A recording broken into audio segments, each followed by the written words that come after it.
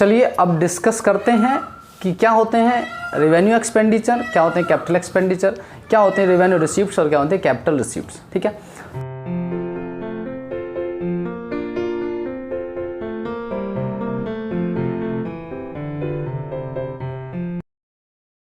तो पहले स्टार्ट करते हैं कैपिटल एक्सपेंडिचर से। कैपिटल एक्सपेंडिचर क्या होते हैं? ऐसे एक्सपेंडिचर जिनका बेनिफिट एक अकाउंटिंग ईयर में एंड नहीं होता, एक अकाउंटिंग ईयर में ख़त्म नहीं हो जाता। ये क्या बोला है? An expenditure the benefit of which does not expire in one accounting period but spread over more than one accounting period. यानी कि जब आपने एक बार खर्चा कर दिया तो आपका ये एक साल का खर्च कई साल तक चलेगा। ठीक है, तो इसका एग्जाम्पल क्या होगा? जैसे मान लीजिए एग्जाम्पल होगा purchase of furniture, purchase of furniture. मान लीजिए आपने फर्नीचर खरीद लिया, तो फर्नीचर तो ऐसा तो है नहीं कि आप हर साल खरीदते हो। फर्नीचर आपने एक साल खरीद लिया, एक बार खरीद लिया तो कई साल तक चलेगा। मशीनरी, लैंड, बिल्डिंग, तो इस तरह के जो खर्चे होते हैं जो आपने एक बार कर दिए एक साल में और ये कई साल तक आपको बेनिफिट देंगे। ठीक है, तो ऐसे एक्सपेंसेस जो एक साल में एंड ना होकर के कई साल तक आपको बेनिफिट देते हैं वो होते हैं कैपिटल एक्सपेंडिचर। क्लियर? नेक्स्ट है रेवेन्यू एक्सपेंडिचर। ऐसे एक्सपेंडिचर जो आपको सिर्फ एक साल के लिए बेनिफिट देंगे। ऐसे एक्सपेंडिचर क्या होंगे? और ऐसा भी नहीं है कि ये एक साल के लिए ही देंगे, हो सकता है सिर्फ एक महीने के लिए दिए हो।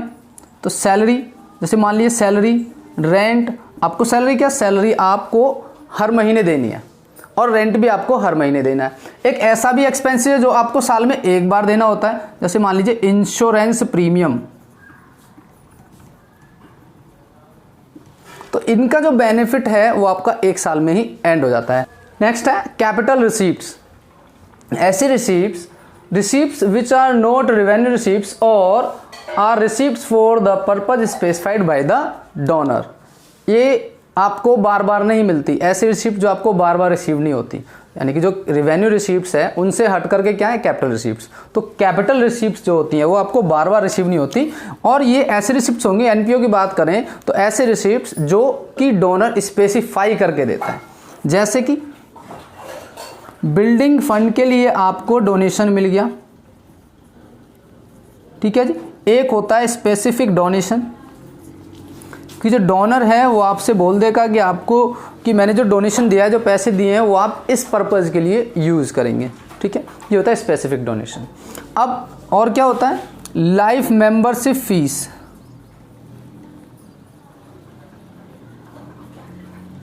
ऐसी रिसीप्ट जो आपको एक बार मिलती है ना, कई साल में, और जो स्पेसिफिक पर्पज़ के लिए होती है, that is capital receipts. Clear है? नेक्स्ट है आपका revenue receipts. So revenue receipts क्या होते हैं? The receipts which are received as an income by the organisation. So ऐसी रिसीप्ट जो एनपीओ को, नॉन प्रॉफिट ऑर्गेनाइजेशंस को एज अ इनकम रिसीव होते हैं। ठीक है, कैरिंग आउट द एक्टिविटीज को परफॉर्म करने के लिए। सब्सक्रिप्शन, सब्सक्रिप्शन, ठीक है। जनरल डोनेशन, जनरल डोनेशन होती है जो आपको बार बार डोनेशन जो नॉर्मली मिलती रहती है, जैसे कि चैरिटी पर्पज़ के लिए हम लोग डोनेशन करते रहते हैं, लोगों से पैसे अरेंज करते रहते हैं, दैट इज़ जनरल डोनेशन। और सब्सक्रिप्शन जो सबसे ज़्यादा आपके इसमें यूज़ होता है, राइट। तो चलिए ये आपके हो गए कैपिटल एक्सपेंडिचर क्या होता है, रेवेन्यू एक्सपेंडिचर क्या होता है, कैपिटल रिसीप्ट्स क्या होते हैं, रेवेन्यू रिसीप्ट्स क्या होते हैं। अब बात करते हैं कि कैपिटल रिसीप्ट्स, कैपिटल एक्सपेंडिचर को भाई हम कहाँ पर दिखाएंगे, रेवेन्यू एक्सपेंडिचर को कहाँ पर देंगे। रेवेन्यू एक्सपेंडिचर और रेवेन्यू रिसीप्ट्स तो मैंने आपको अभी बताया कि इन दोनों को हम कहाँ दिखाते हैं, इनकम एंड एक्सपेंडिचर अकाउंट में, इनकम एंड एक्सपेंडिचर अकाउंट में दिखाते हैं हम इन्हें। लेकिन अब यहां पर बात करें कैपिटल एक्सपेंडिचर, तो कैपिटल एक्सपेंडिचर उसने बोला कि मान लीजिए आप कोई बिल्डिंग खरीद रहे हैं, ठीक है, आप कोई बिल्डिंग खरीद रहे हैं, तो उसके लिए जो आपने खर्चा किया दैट इज कैपिटल एक्सपेंडिचर, और ये आपका जाएगा बैलेंस शीट में, बैलेंस शीट में एसेट साइड। देखिए कुछ खर्चे ऐसे हो सकते हैं एनपीओ के लिए, मान लिया आपको बिल्डिंग फंड के लिए मिला आपको डोनेशन और आपने बिल्डिंग के लिए खर्च किया, तो वो यहाँ से माइनस हो जाएगा, ये नेचर पर डिपेंड करता है।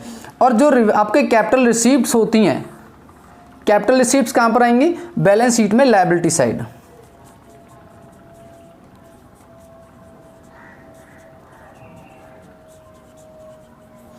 बैलेंस शीट के अंदर लायबिलिटी साइड जो कैपिटल रिसीप्ट्स होंगी वो बैलेंस शीट में लायबिलिटी साइड आपको दिखाएंगे। तो इनका हमें पता चल गया कि हमें कहां पर इनको शो करना है, कहां पर इनकी हमें एंट्री करनी है। अब हम बात करेंगे इनकम एंड एक्सपेंडिचर अकाउंट के फॉर्मेट की, आप किस तरीके से इनकम एंड एक्सपेंडिचर अकाउंट शुरू करने वाले हैं इनकम एंड एक्सपेंडिचर अकाउंट से, कि इसमें कौन कौन सी ट्रांजैक्शंस इंक्लूड की जाती हैं, राइट। देखिए, जब आपको इनकम एंड एक्सपेंडिचर अकाउंट बनाने के लिए बोला होगा तो आपको क्या दिया होगा वहां पर? Receipt and payment account. Please ध्यान देगा, आपको दिया होगा रिसीप्ट एंड पेमेंट अकाउंट। अब उस रिसीप्ट एंड पेमेंट अकाउंट में हमने क्या पढ़ा था? सारी ट्रांजैक्शंस इंक्लूड की जाती हैं। हम लास्ट क्लास में, अगर आपने नहीं देखा तो प्लीज जाकर के देख लीजिए कि रिसीप्ट एंड पेमेंट अकाउंट में हम सभी ट्रांजैक्शंस को रिकॉर्ड करते हैं। अगर रिसीप्ट है, चाहे वो रिवेन्यू रिसीप्ट है, चाहे वो कैपिटल रिसीप्ट है, तो डाल दीजिए भैया रिसीप्ट साइड। अगर वो रिवेन्यू एक्सपेंडिचर है या फिर कैपिटल एक्सपेंडिचर है तो डाल दीजिए पेमेंट साइड। अब वहां से आपको ऐसी ट्रांजैक्शंस लेनी है जो रिवेन्यू नेचर की है, राइट, जो रिवेन्यू नेचर की है। अब वो आपको कहां पे मिलेंगी? रिसीप्ट साइड जो आपकी ट्रांजैक्शंस होंगी वो होंगी आपकी इनकम्स, रिवेन्यू रिसीप्ट्स, ठीक है। वो आपकी क्या होंगी? जो रिसीप्ट साइड में ट्रांजैक्शंस होंगी जो रिवेन्यू नेचर की होंगी वो होंगी आपकी रिवेन्यू इनकम्स। तो रिवेन्यू इनकम्स में क्या होता है? सबसे पहले सब्सक्रिप्शन अकाउंट, ठीक है। तो सब्सक्रिप्शन क्या होता है कि जब आप किसी एक एनपीओ के मेंबर बन जाते हैं तो वहां पर आपको हर साल के क्या देना पड़ता है? मेंबरशिप, या भी एक तरह के उसे क्या बोलते हैं? सब्सक्रिप्शन बोलते हैं, राइट। तो सब्सक्रिप्शन आपको देना होता है, दैट इज सब्सक्रिप्शन। और यहां पर आपको एडजस्ट, मैंने क्या बोला कि इनकम एंड एक्सपेंडिचर अकाउंट में आपको एडजस्टमेंट्स को भी कंसीडर करना है। मैंने फीचर अभी बताया आपको, 5th फीचर देता। तो जो आपको एडजस्टमेंट दिए उनमें क्या करना है? जो आउटस्टैंडिंग है इस साल का, एंड मतलब करंट ईयर का जो आउटस्टैंडिंग है वो आपको ऐड कर देना है, राइट। करंट ईयर का आउटस्टैंडिंग ऐड कर देना है। और जो एडवांस है प्रीवियस ईयर का, आपको जो एडवांस मिला है, यहां पर आपको प्रीवियस ईयर का जो एडवांस मिला वो आपको यहां पर ऐड कर देना है। बिगिनिंग का मतलब क्या है? वो प्रीवियस ईयर का है, प्रीवियस ईयर में मिला होगा तभी तो, ठीक है। और यहां से लेस कर देना है आपको आउटस्टैंडिंग जो प्रीवियस ईयर का है। देखिए, एक पॉइंट याद कर लीजिए, आपको सब याद हो जाएगा। इसने बोला आउटस्टैंडिंग इस साल का ऐड करना है और उसके अपोजिट क्या? ओपनिंग एडवांस वो ऐड करना है, राइट। इस तरीके से हमने क्लोजिंग यानी कि इस साल के आउटस्टैंडिंग को जब हमने ऐड किया था तो पिछले साल का जो आउटस्टैंडिंग रहा हम उसको यहाँ पर लेस कर देंगे। बिगिनिंग आउटस्टैंडिंग, बिगिनिंग मतलब लास्ट ईयर का आउटस्टैंडिंग रहा होगा ना, वो उसे हम यहाँ पर लेस कर देंगे। एडवांस जो है इस साल का करंट ईयर का मतलब क्या है? जो नेक्स्ट ईयर का आपको इस साल में मिल गया वो आपको लेस कर देना है। आप सबको क्लियर आया? आई होप आप सभी को क्लियर हो गया होगा। नहीं होगा तो इसके बारे में और डिटेल में पढ़ेंगे नेक्स्ट क्लास में। उसके बाद आता है आपका एंट्रेंस फीस। आपको क्वेश्चन में दिया होगा रिसिप्ट के पेमेंट के अंदर डोनेशन। देखिए जी, डोनेशन होता है 2 तरह का, ठीक है। डोनेशन होता है 2 तरह का, एक जनरल और एक स्पेसिफिक। तो यहां पर आपको कौन सा लेना है? जनरल वाला, ठीक है। या तो क्वेश्चन में बोल दे कि भैया स्पेसिफिक डोनेशन है, तब तो आपको लेना नहीं है। क्वेश्चन साइलेंट है, ठीक है, कुछ नहीं बोला है तो आप यहां पर दिखाई देंगे उसे। अगर क्वेश्चन साइलेंट है, ठीक है, क्वेश्चन साइलेंट है तो वो क्या है? जनरल डोनेशन है, ठीक है जी। इसी तरीके से ओल्ड न्यूज़पेपर्स आपके पास रखे हुए हैं, आपने उठा करके उनको बेच दिया तो इनकम साइड आ जाएगा। हॉल रेंट, आप एनपीओ है तो एनपीओ को मान ले उसके पास हॉल है और हॉल को उन्होंने यूज करने के लिए दे दिया किसी को, उसके लिए आपको रेंट मिल रहा है, दैट इज इनकम। और सन्ड्री रिसिप्ट्स में बहुत सारी और रिसिप्ट्स आ सकती हैं आपकी, राइट। ओके, एक्सपेंडिचर साइड आ जाएंगे। सैलरी, जो मोस्ट पेएबल जो एक्सपेंसेस होता है दैट इज सैलरी। तो सैलरी इस साल जो हमने पे की वो, अगर इसमें से कुछ आउटस्टैंडिंग रह गई है, अगर इस साल की कुछ आउटस्टैंडिंग रह गई उसको ऐड कर देंगे। और अगर पिछले साल की कुछ आउटस्टैंडिंग थी, देखिए पिछले साल की सैलरी को अगर आप इस साल पे कर रहे हो तो आपको यहां से हटाना पड़ेगा। उसने क्या बोला है? एक्रूअल बेसिस पर इस साल का जो खर्चा है लिखना है, राइट।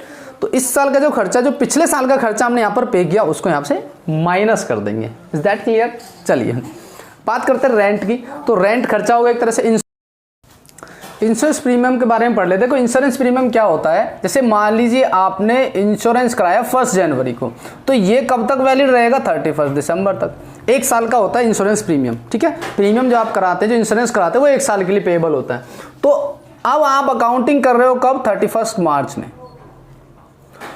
मान लीजिए आपने इंश्योरेंस प्रीमियम पे किया है 12,000 रुपये, तो आपने इस जो 12,000 रुपये जो पे किया है वो पूरे साल का पे किया है, यानी कि 12 मंथ्स का, 1 जन टू 31 दिसंबर, ठीक है। लेकिन आपने उसे यूज कितना किया? ओनली 3 मंथ्स, जनवरी टू मार्च। आपने कितना किया? उसे सिर्फ 3 मंथ्स के लिए यूज किया।